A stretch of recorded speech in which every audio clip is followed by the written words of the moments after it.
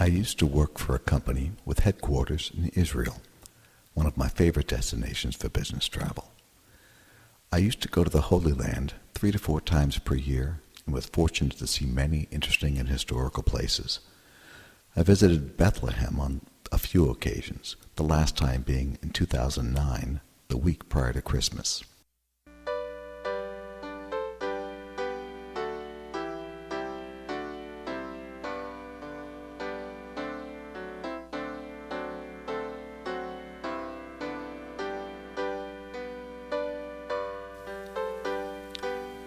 Entering Bethlehem from the Israeli side, we had to pass through a military checkpoint in the barrier wall separating the Gaza Strip from Israel. It struck me how the newly erected wall blocked what was previously a beautiful view of the valley and hills beyond.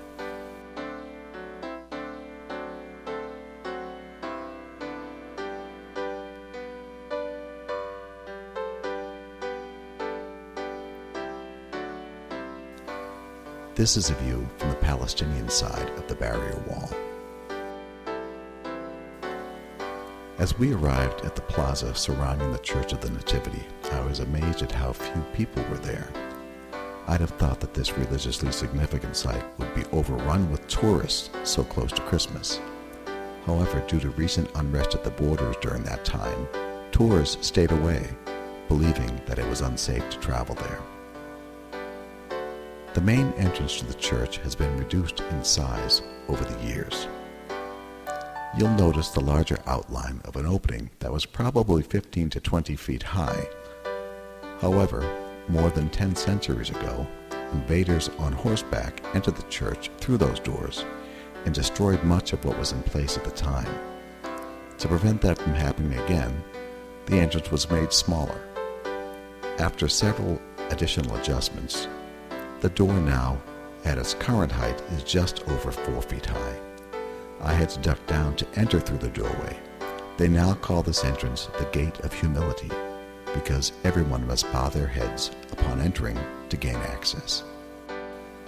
The Church of the Nativity was built over the sacred location said to have been the actual birthplace of Christ. When the Holy Family arrived in Bethlehem, there was no room at the inn. However, the innkeeper directed them to a nearby stable where they might sleep among the animals. The stable was not a separate wooden building as I used to imagine it. Rather, it was a cave carved out of stone. Most likely, there was some form of wooden door affixed to the cave entrance to ensure the animals stayed inside and that predators would not be able to get to them. The stable cave is actually part of a network of caves in the area. Here you see the entrance to the cave highlighted.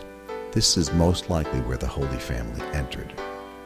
Further inside the cave is the actual birthplace location.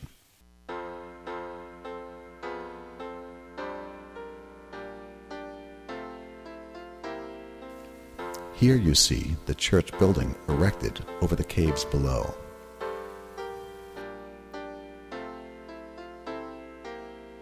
The highlighted area around the altar is directly over the birthplace location. And here you see the highlighted section is the entrance we will use.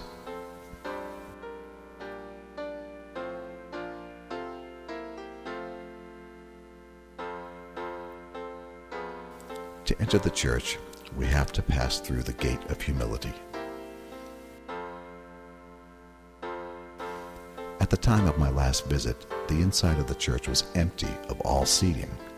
There were a number of restoration activities in progress, so it was more of a construction site than a place of worship. From where we entered the church, we passed by openings in the floor where Constantine's mosaics, built in 325 AD, have been uncovered.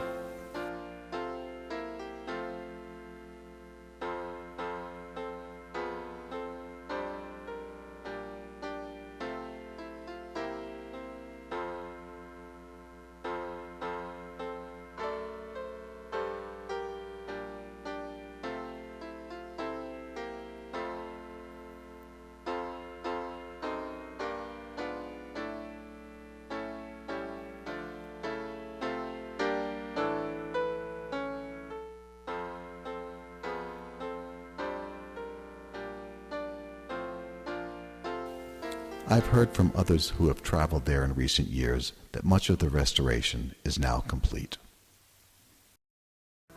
Straight ahead is the altar.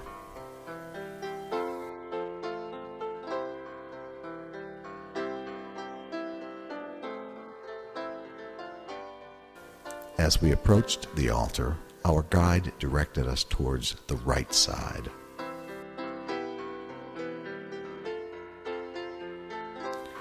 There we found a narrow opening and staircase that was built behind the altar.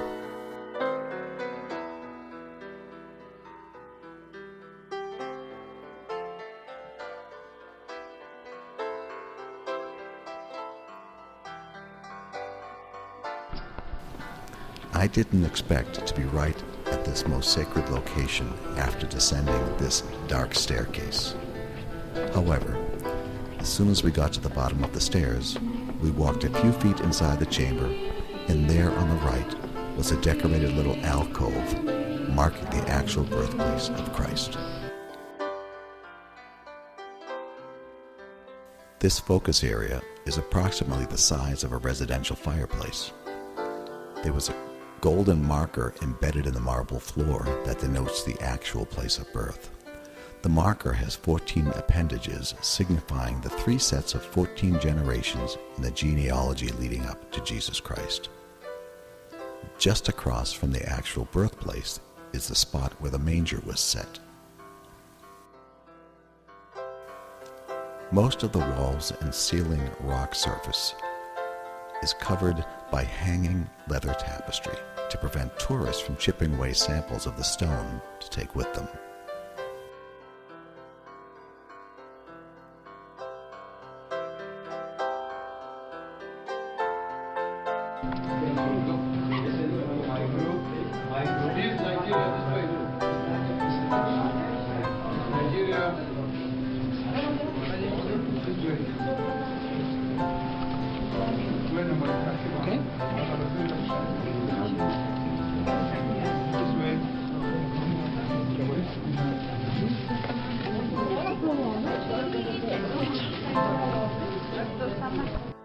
On one of my visits to this site, we were alone in the grotto for approximately 45 minutes.